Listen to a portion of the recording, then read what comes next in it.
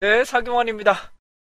이번 동영상은 제가 직접 KL에서 추정불확도 강의를 했던 내용 중에 여러분들에게 도움이 될 수 있는 추정과 가설 검정과 관련된 내용들입니다.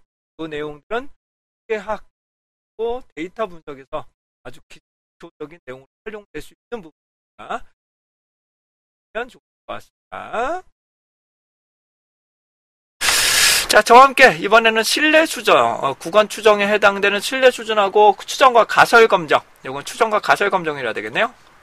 추정과 가설 검정에 대해서 설명 올리면서 진행하도록 하겠습니다. 일반적으로는 상당히 중요한 부분인데, 여러분들에게 이제, 신뢰 수준이 뭔지, 이거에 대해서 말씀 좀 드리기 위해서입니다.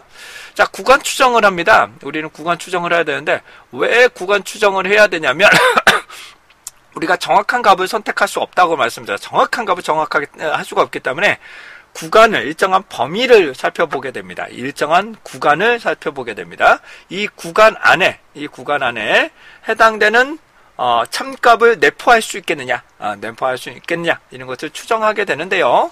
이제 구간 추정의 예시를 한번 살펴보시게 되면, 한번 예를 들어보죠. A 후보자의 지지율이 42%, B 후보자의 지지율이 38%, 그 다음에 신뢰 수준 95%, 허용오차 플러스 마이너스 3% 이렇게 나오시는데, 기본적으로 다시 한번 말씀드립니다. 평균이 주어지고 플러스 마이너스 3%, 허용오차, 그 다음에 측정 불확도 등등등의 결과치를 오른쪽에 붙이게 됩니다. 오른쪽에 붙이게 되는데, 우선 허용오차라는 것은 일반적으로 측정 불확도, 허용오차라는 것은 기본적으로 얘를 반토막, 그러니까 오른쪽, 왼쪽, 상하값과 하하값을 모두 내포를 합니다. 이게 내용이 없더라도, 다시 허용오차 3%라는 것은 그냥 플러스 마이너스가 되는 거예요. 기본적으로 플러스 마이너스를 포함한다라고 보시면 돼요. 측정 불확도라고 나오서라도 어떻게 된다? 플러스 마이너스라는 기준으로 보시면 되실 것 같아요. 자, 이 허용오차 플러스 마이너스 3.0%가 나오는데, 이걸 보시면 이쪽이 더 A 후보자가 더 높아 보이지만은 실제로는 해당되는 3%를 더하고 빼면 39부터 45, B 후보자는 35부터 41이기 때문에 실제로 여기가 39, 41이 된다면 이쪽이 승리가 하게 되는 거죠. 그러니까는 오차 범위에서 해당되는 부분이 중첩을 합니다. 교차를 하고 있기 때문에 상당히 박빙이다.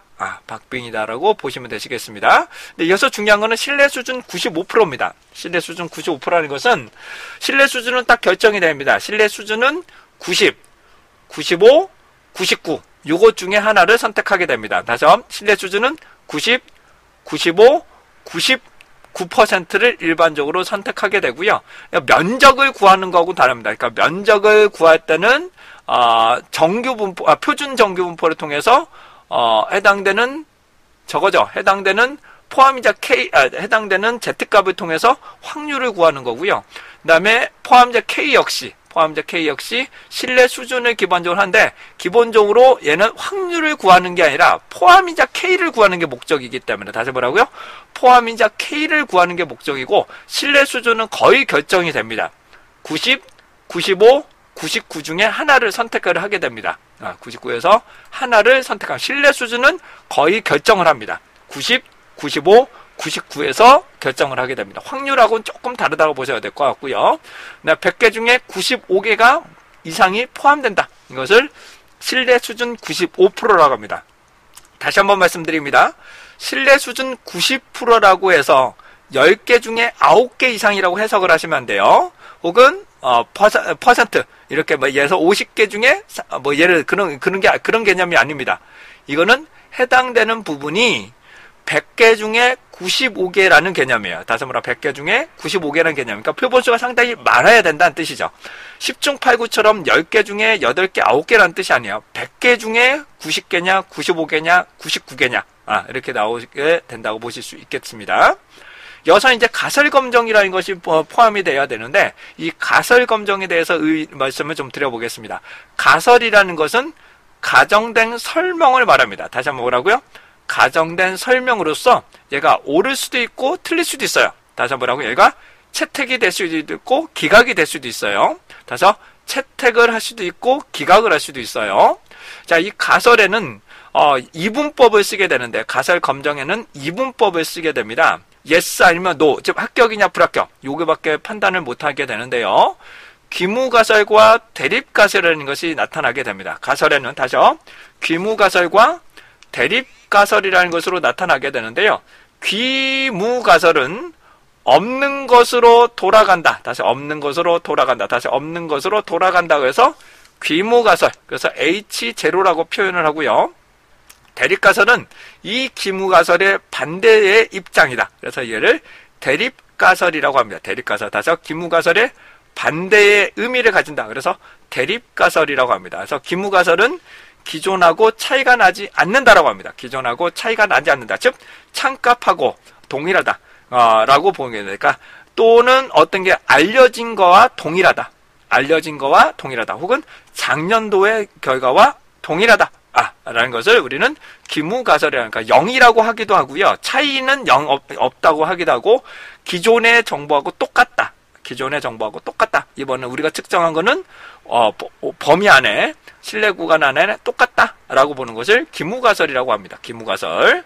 근데 대립가설은 차이가 있다, 의미가 있다, 그 다음에 차이가 있다, 의미가 있다, 관련이 있다, 이런 것을 우리는 대립가설이라고 합니다. 대립가설.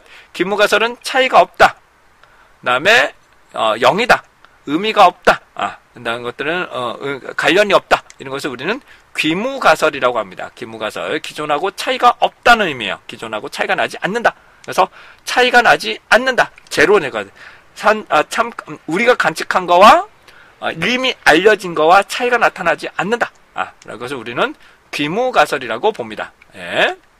근데 모든 기준은 귀무가설을 기준으로 설명합니다. 다시 모든 기준은 귀무가설을 기준으로 얘를 채택할 거냐 기각할 거냐를 결정합니다. 다시 귀무가설을 기준으로 채택이라는 것은 기존하고 차이가 나지 않는다.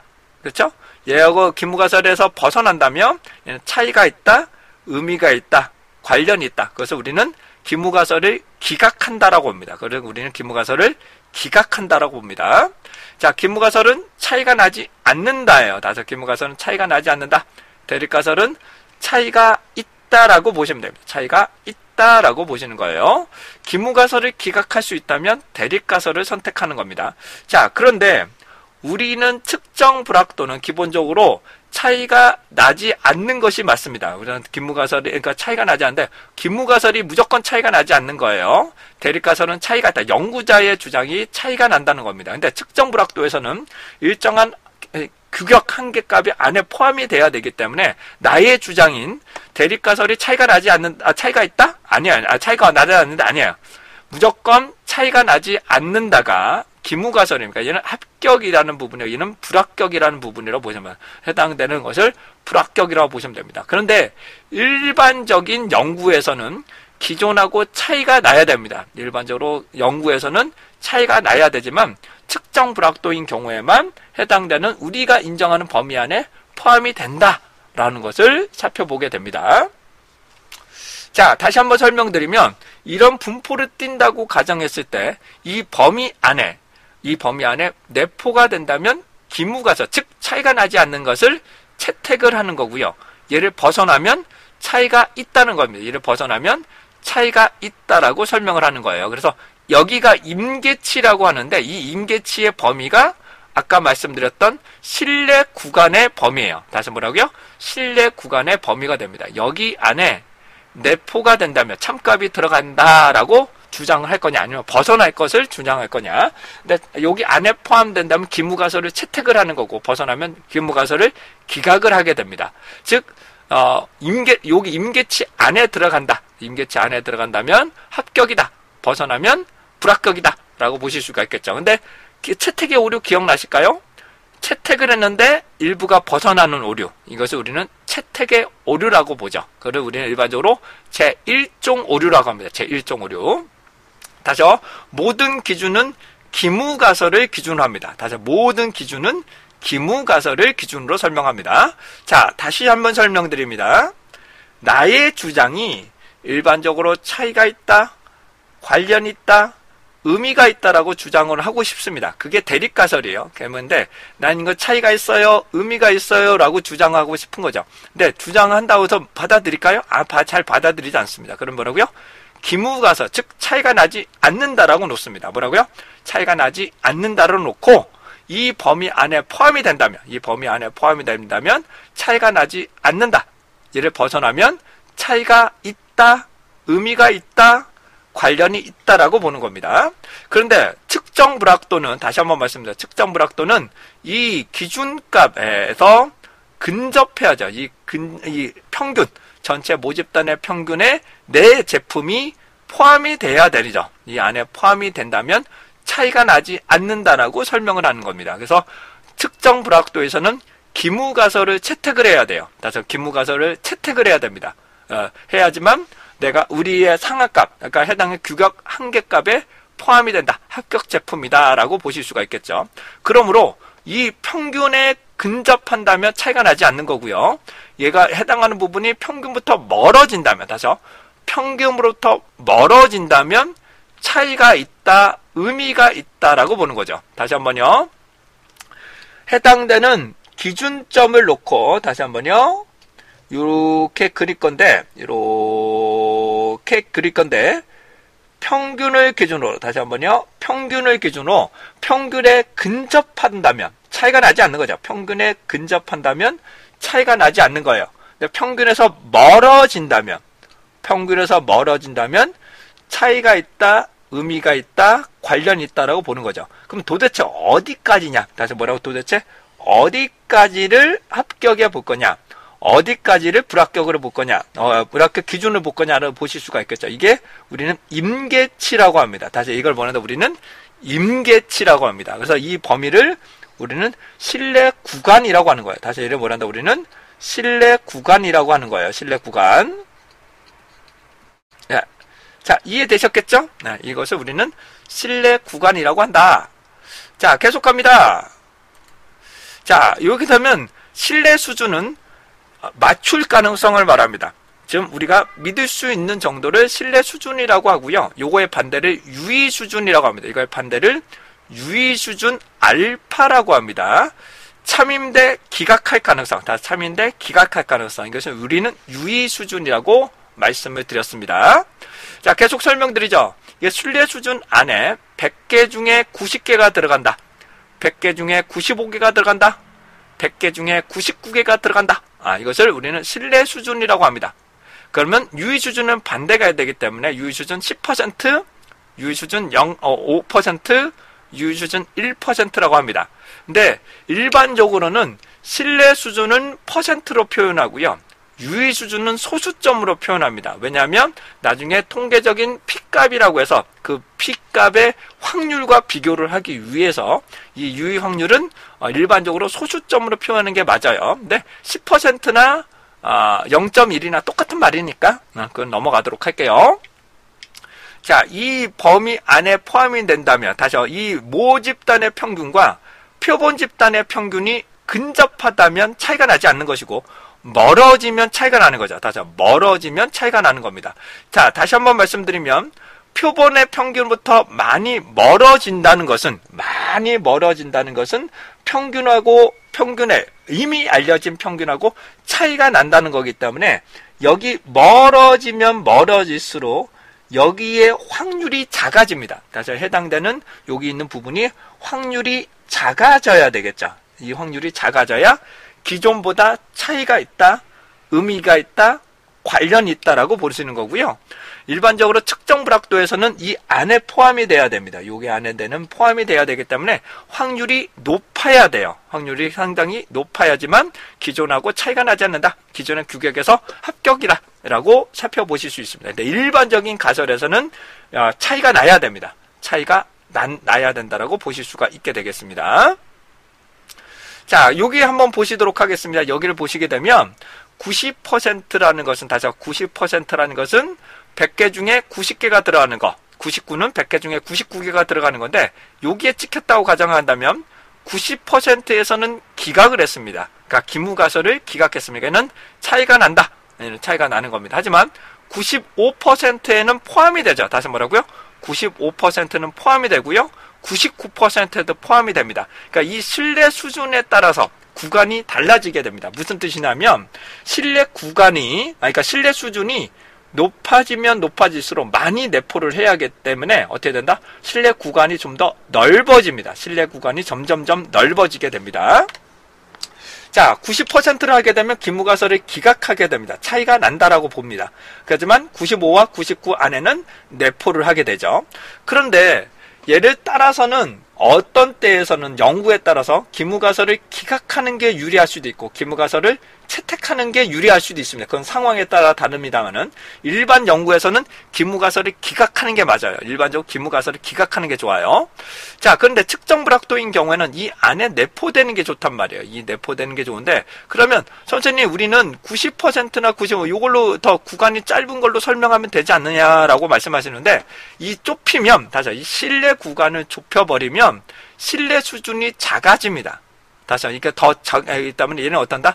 오류가 발생할 가능성이 많다. 오차나 오류가 발생할 가능성이 더 많아진다는 거죠. 얘는 10%나 벗어나는 거죠. 오류가 발생할 가능성. 얘는 1%가 벗어날 가능성이기 때문에 확률적으로 부분은 이렇게 표현이 됩니다. 그래서 해당되는 부분은 제가 말씀드리고자 하는 것은 신뢰 구간을 좁히기 위해서 신뢰 구간을 좁히기 위해서 신뢰 수준을 낮춘 게 아닙니다. 신뢰 구간, 이 구간은 원래 더 좁은 게 좋은 거거든요. 이 신뢰 구간을 좁히기 위해서 신뢰 수준을 낮추는 게 아니라 낮추는 거죠. 이쪽으로 낮추는 것이 아니라 그러니까 신뢰 수준은 유지를 하고요. 신뢰 수준을 유지하고 이 신뢰 구간을 좁혀야 됩니다. 이 신뢰 구간을 좁히려면 여러 가지 방법이 있는데 첫 번째 표본 수를 증가를 시킵니다. 표본의 수를 증가를 시키고 표본의 표준 편차를 줄입니다. 즉 해당되는 표준 편차를 줄이면 여기 있는 구간들이 더 좁아지게 됩니다. 해당되는 부분이 점점점 좁아지게 됩니다. 그래서 신뢰 수준 해당되는 구간 기억나실까 모르겠습니다. 신뢰 여기를 보시게 되면 잠깐만 기다려주세요. 이게 신뢰 구간이식이거든요. 그러니까 평균을 놓고 해당되는 루트 n을 증가시키는 거죠. 첫 번째 얘는 고정이 되는 거죠. 얘는 고정이 된 상황에서 해당되는 n을 증가를 시키고 s를 좁혀야 이 결과치가 작아지죠. 작아지면 해당되는 신뢰 구간이 좁아지게 됩니다. 그러므로 결론적으로 표본 수를 늘리고 이 신뢰 구간에 해당되는 요거를 줄이려면 신뢰 수준을 좁히는 게 아니에요. 작게 만드는 것이 아니라 얘는 고정시키고요. 고정시키고 그다음에 표본 수를 늘리고 해당되는 표준 편차를 줄입니다. 줄일 수 있는 방법을 하게 된다면 해당하는 부분이 좀 더 신뢰 구간이 좁아진다 라고 보실 수가 있게 되겠죠. 자, 다음입니다. 이제 90%, 95%, 99% 여기에 찍힌다고 가정을 하게 되면 얘는 99%도 기각, 90%도 기각입니다. 그러면 이 경우에는 차라리 99%로 설명하는 게 좋아요. 이런 경우는 99%로 설명하는 게 더 의미가 있는 겁니다. 만약에 차이가 난다라고 설득을 하고 싶다면 90%짜리 설명하는 것보다 99%로 설명하는 게 더 좋습니다. 기각을 시키겠다고 가정하게 된다면 90% 한다면 90%보다는 99%를 기준으로 설명하는 게 좋아요. 자, 그러니까 이 기준에 따라서 바뀔 수도 있긴 하지만 90%는 왜 잘 안 쓰냐면 100개 중에 10개나 벗어나는 거거든요. 다시 말해 100개 중에 10개나 벗어나기 때문에 타인을 설득할 수 있는 파워가 매우 약하게 됩니다. 이에 반해서 99%는 기각하기가 정말 어려워요. 하지만 기각만 시켜진다면 이거는 정말로 설득, 지금 이건 차이가 있어, 의미가 있어 라고 설득시킬 수 있는 설득력이 매우 강해지게 됩니다. 그래서 90%는 기각하기는 용이하지만 설득력이 약해진다.